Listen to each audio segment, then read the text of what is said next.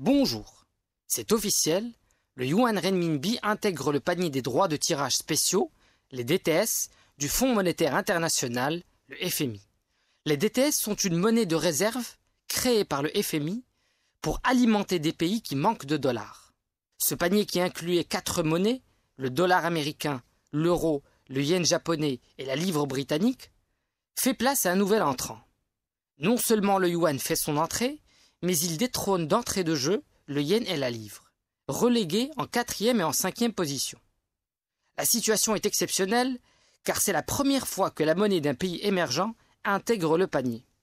Cette inclusion est le résultat des réformes menées par Pékin et d'un lobbying intensif. Le vote fut soutenu par les États-Unis, la France et l'Allemagne.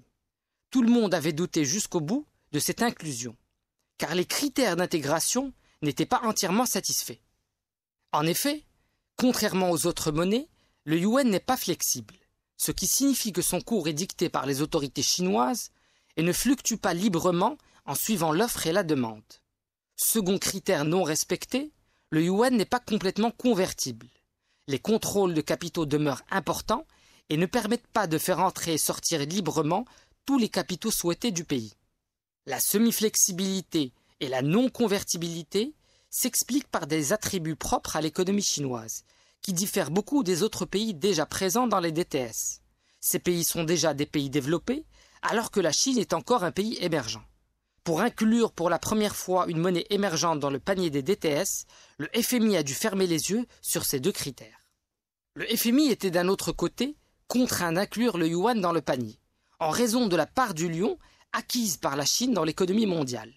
Ce panier doit refléter le commerce international et il se trouve que la Chine est devenue depuis 2007 le premier exportateur mondial et la deuxième économie mondiale. Comment peut-on renier cela?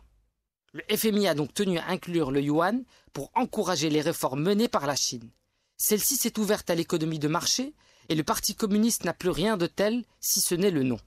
La Chine a réévalué sa monnaie et élargi la bande de fluctuation.